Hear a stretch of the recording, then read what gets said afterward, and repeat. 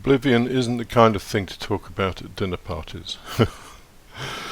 You can do all kinds of things at dinner parties that are acceptable. You can tell people about your latest holiday in the Seychelles or somewhere special. If it wasn't special, you wouldn't be telling them, would you?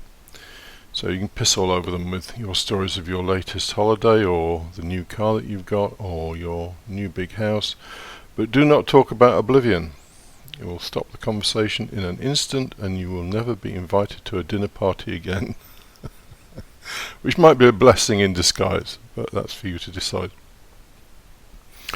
Anyway, I want to do two things. First thing I want to do is just read an article that I've produced on the website corporealfantasy.com about Oblivion. It's called Our Old Friend Oblivion.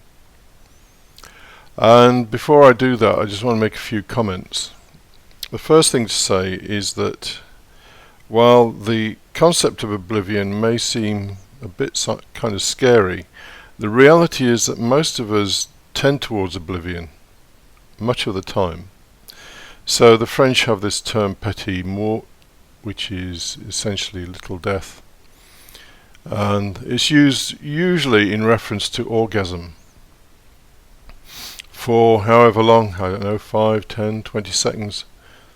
Basically, when a person orgasms, they're out of it, in some kind of dissociated state. And people, men particularly I guess, will put in huge amounts of effort to seduce, to then be able to have sex with a partner and achieve that state of petit mort. So it's obviously very attractive. People wouldn't think of it in those terms, but yeah, the same with heroin. They say that heroin is 100 times better than sex. It's kind of a death and a move into some kind of oblivion. And of course every night we sleep, and most of us at least will experience some dreamless sleep where effectively we're just out of it, we don't exist anymore. So it's not like we're entirely strangers to Oblivion, but talking about it seems to be fairly taboo. Anyway, let me read this article. Normally if I make mistakes when I'm reading, I'll sort of edit, but I can't be bothered with this one. Sorry. But here goes. A drug called spice has become very popular among the homeless and the incarcerated prisoners in the UK. It has the attractive property of rendering those who consume it unconscious.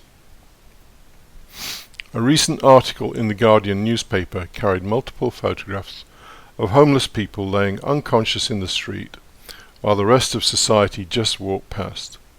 In the comments section, someone who had clearly never done anything other than clean their car on Sunday and program their personal schedule with Zumba and yoga classes asked why someone would do such a thing. The obvious response was that these people preferred unconsciousness to the pain associated with being conscious. Emotional pain certainly, and maybe physical pain. Somewhat surprisingly, there were many critical comments asserting that the people who consumed this drug had a choice and so they deserved everything they got. Well, all the people who said that, fuck you, you deserve everything you get, because everybody actually goes for their own form of oblivion, as I shall expand upon in a moment. Let's take a step back and talk about oblivion more generally.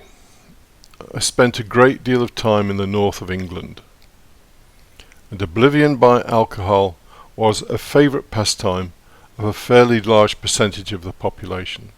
And I'm not picking on people in the north of England here. Yeah, it's the same everywhere. It's just that I happen to spend a lot of time there. And then there is a much greater percentage of people whose gateway to oblivion is the TV, soaps, game shows, talent shows, and the like. Oblivion is attractive because it allows people to forget the salient facts that dominate their lives. Toil and strife, illness and death are what constitute a life stripped of the fancy wrapping. People don't want to know this. It would undermine the reason they have for all their striving. And the striving must go on, because a better life awaits tomorrow. It would seem to me that oblivion is the most saleable commodity on earth. It doesn't have to be spice or heroin. It can be endless social media, endless computer games, and fanatical ambition. Fortunately, we all experience oblivion every night in deep, dreamless sleep. And oblivion quite possibly awaits us after this short time on earth. So all in all, oblivion plays a very large part in our lives, a much greater part than purposeful, directed effort. This latter is based on the belief that there is some place for us to go, a place that is better than where we are now, although we do ignore the obvious fact that no matter how purposeful our lives, the destination is always the same, oblivion. On the surface this sounds quite depressing, but deeper reflection would show us very clearly that we should kick back and live a simple, untroubled life.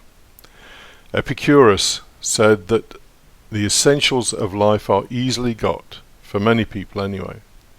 So why make the effort to live some glorious life when our old friend oblivion awaits us, no matter what we do? Go downstream, don't fight the current, and in the words of a song by Simple Minds, there is nothing out there worth fighting for. So that's the end of the article. So let me just talk about oblivion a little bit more. We all seek oblivion in some way or other. We do it every day. Zapfa, in his article The Last Messiah, talked about it in different terms. He talked about things like avoidance and sublimation and other things that I can't remember the name of right now. But what we are endlessly trying to do is distract ourselves from the realities of life. And our consumer society has become very, very good at allowing us to do that. In fact, social media, I saw an article in The Guardian recently pleading with parents not to let their kids just spend all their holidays, their summer holidays, clicking likes in Facebook or looking for how many likes they've got. You know, it's just another form of oblivion, along with absolutely rabid ambition. You know, I unfortunately, because I work sometimes, I have a LinkedIn account. And I look at the profiles of some of the people on there, and on Twitter, and they'll say silly things like, passionate about helping our customers become happier. Well, you know, if they're really passionate about that, then they need psychiatric treatment. Anyway, that's a whole nother topic. I'm not going to go down there. We're talking about oblivion. But back to oblivion. So we've mentioned the petit mort, which is the orgasm, which we all value so much, particularly young people. They will spend a good deal of their resources and time pursuing it. Drugs of various kinds that essentially take people out of it. Meditation. There are meditation techniques that will just take you out of it for as long as you want to sit there. So what is it that we're all trying to avoid? Well, what we're trying to avoid is, as I mentioned, the salient facts of our lives. Toil and suffering, old age, illness and death, as the Buddhists constantly remind us. So is there another way to deal with this constant background anxiety? Well, yes, there is, but it requires a different approach. And the approach is basically, to use a metaphor somewhat, to take up your shield, to gird your loins, and to go into the fight. Very few people will do that, because it requires a level of courage and honesty that most of us actually don't want to have to indulge in. And I was once told that the old myths and fairy tales and fables are actually more meaning for our life than any rational, logical analysis. So how many times have we seen stories of knights clad in armour on horseback with their lance and their shields taking on dragons? Those stories have gone throughout the ages. And what do you think they are? Well, the knight is you.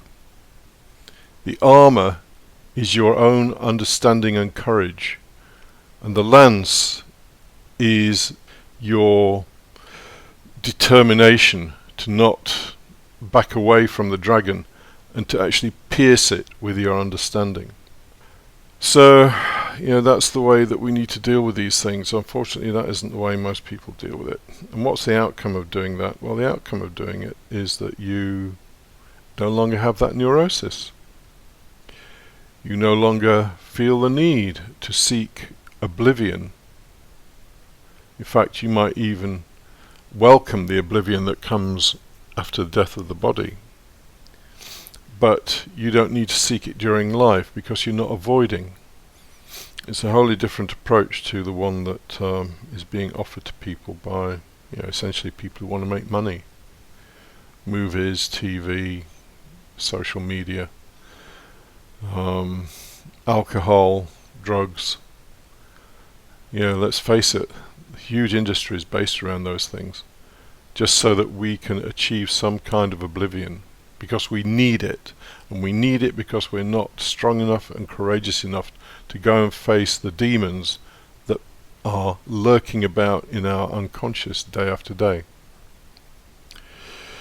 Anyway, you would think that Oblivion would get a better rap, seeing as it's so popular. It doesn't get a good rap for the simple reason that really we all know that we are avoiding the things that we should be confronting. And that's the reason we don't give it a good rap, because there's actually a certain amount of, I don't know if guilt is the right word, but there's a certain amount of shame, I suppose, that we go that route instead of facing the beast. And facing the beast is not a trivial thing, and in fact it's a very dangerous thing. But, you either go insane by facing the beast, or you go insane by living some horrendous life where you are avoiding all the time. Anyway, enough said about Oblivion.